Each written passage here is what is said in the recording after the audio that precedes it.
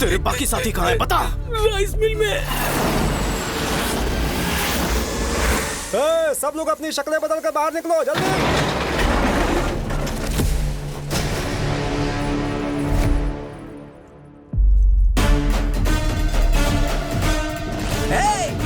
मारो उसे।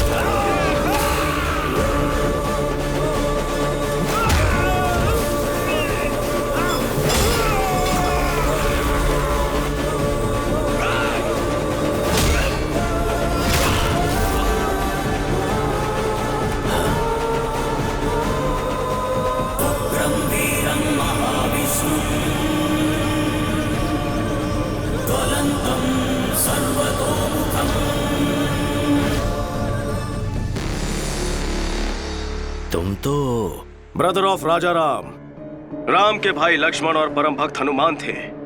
उन दोनों का परम भक्त मैं हूँ। उन्हें धमकी देकर डरा देगा, उनकी खुददारी तू खरीद लेगा, तलवार दिखा के झुका देगा। अगर तेरे दिमाग में ऐसा कोई भी कीड़ा घूम रहा है तो निकाल दे। मैं जब तक हूँ मेरे भाई को कुछ नहीं होगा। उनकी तरफ उठने वाली हर आंखें, उनकी तरफ उठने वाली हर तलवार, उनकी तरफ उठने वाला हर सर मैं काट के रख दूंगा। हनुमान ने राम जी के लिए रावण की सोने की लंका जलाई, वैसे ही मैंने बचपन में लाइसेंस के लिए तेरा पूरा गोदाम जला दिया था। अगर मेरे भाई को खरोंच भी आई तो तूफान बनकर तेरे साम्राज्य को तिनके की तरह बिखेर दूंगा। जाकर बोलते अपने दामाद को।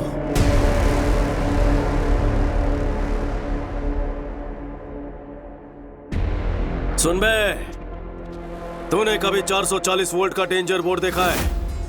वार्निंग पढ़ने के बाद भी उसे अगर हाथ लगाया तो इंसान जलकर राख हो जाता है। वही करंट है ये। विकेट!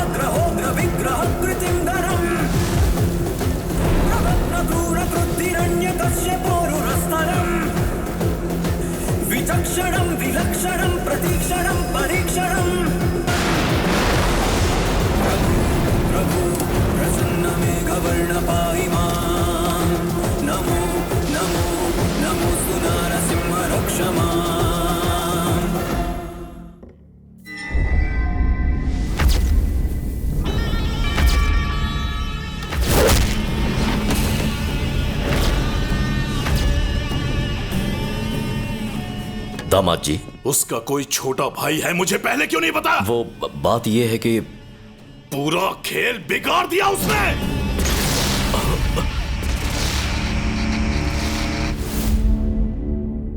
ये बचपन में ही घर से भाग गया था। ऐन वक्त पर इस तरह लौट आएगा कौन जानता था। ये उसका भाई नहीं है।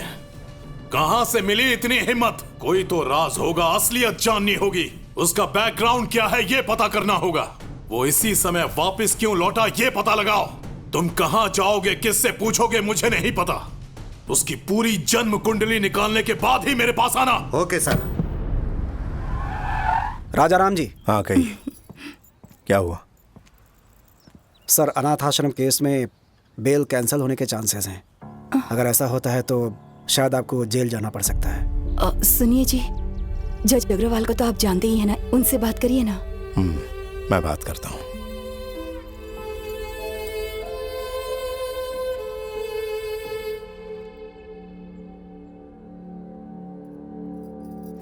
ईश्वर, हमेशा हम पर अपनी कृपा बनाए रखना। आप सब जानते हैं उन्होंने कोई गलती नहीं की है, उनकी हिफाजत करना।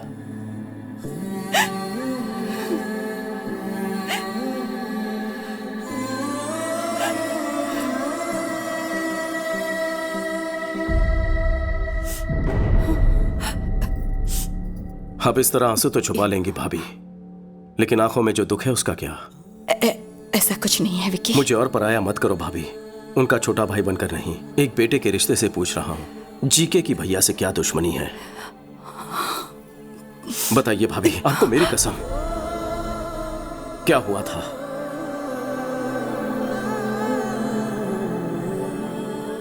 ऑर्गेनिक बिजनेस और उसके व्यापार के बारे में जनता को समझाने के लिए तुम्हारे भाई ने सालों तक कोशिश की। उनके इसी प्रयास को देखते हुए इंडियन फूड फोरम ने उन्हें सम्मानित करने का फैसला किया। सर्वे भवन्तु सुखिनः। सभी को मेरा नमस्कार। केंद्र सरकार की कृषि योजना और जैविक खाद्य को लेकर मैंने नया कुछ नहीं किया है। ऋषि मुनियों ने सालों पहले इसकी शोध की। वो हमारे राष्ट्र की संपदा है। बढ़ते रोग आधुनिक कृषि शैलियों की वजह से होते हैं। स्वच्छ आहार और सच्चे रिश्ते, ये दोनों अच्छे स्वास्थ्य के स्तंभ हैं। सर्वे जना सुखिनः भवन्तु। राजा राम जी का इंडियन फूड फोरम की तरफ से सर्वोत्तम खाद्य उत्पादक का अवार्ड देकर सम्मानित करना हमारे लिए गर्व की बात है।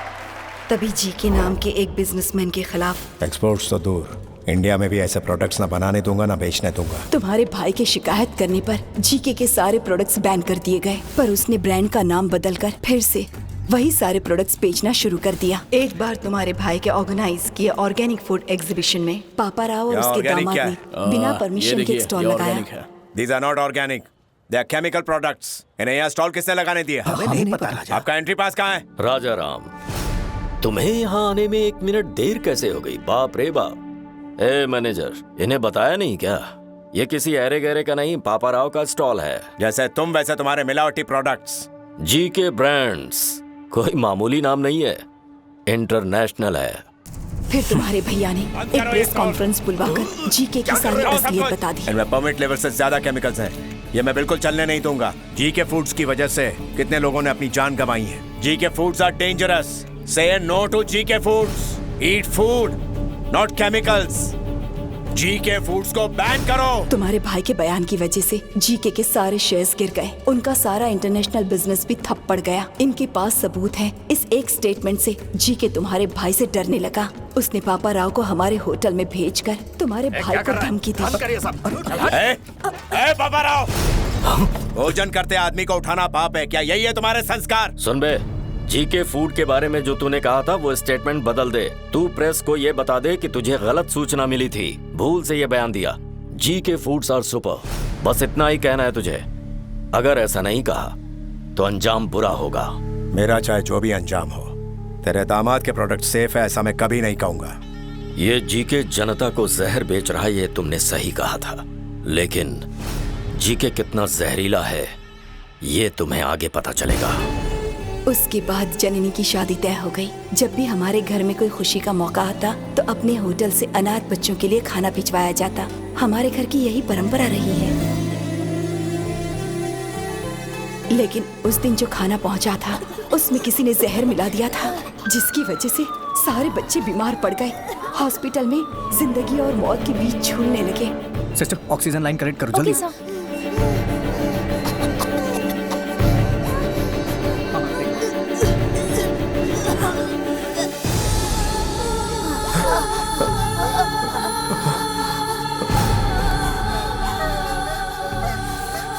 मौके का फायदा उठाकर हमारे सुखी भवन होटल में किसी ने जहरीला खाना छुपा दिया और फिर इसके बारे में पुलिस को बता दिया। सारे सुखी भवन होटल को ताले लग गए।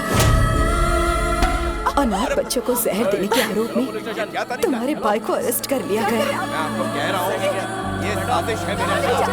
तुम चिंता मत करो, सब ठीक होगा। बेल पर छूटने के बाद जी के तुम्हारे भाई से मिला। अब पता लगा तकलीफ क्या होती है। तुम अपना स्टेटमेंट वापस लो या ना लो, मेरे खिलाफ जो एविडेंस है उसे कोर्ट में दिखाओ या ना दिखाओ, लेकिन तुम्हारी बर्बादी होकर रहेगी। तेरी फैमिली में तकलीफों की ऐसी सुनामी आएगी कि लाइफ में खुशी क्या होती है उसे हमेशा के लिए भूल जाएगा। मुझ में डर होता तो तेरा लाइसेंस कभी कैंसिल नहीं करता।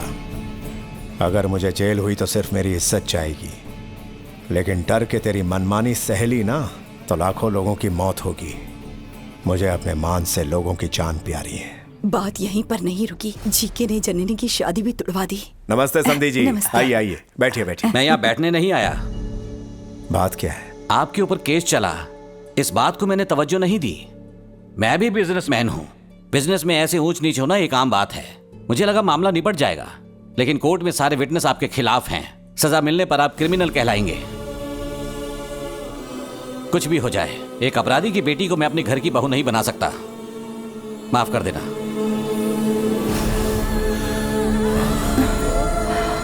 इस तरह से षड्यंत्रों के चक्रव्यूह में तुम्हारे भैया फंस गए और बिल्कुल अकेले पड़ गए थे, तभी तुम घर आए। घर में इतना सब कुछ हो गया, ये बात आपने मुझसे क्यों छुपाई? मन्नू चाचा, हाँ, विकी को हमारी प्रॉब्लम्स के बारे में पता नहीं चलना चाहिए। उसने अकेले रहकर न जाने कितने कष्ट उठाए होंगे। मैं उसे और कष्ट नहीं देना चाहता। जब तक वो यहाँ है, किसी के माथे पर शिकन नहीं आनी चाहिए।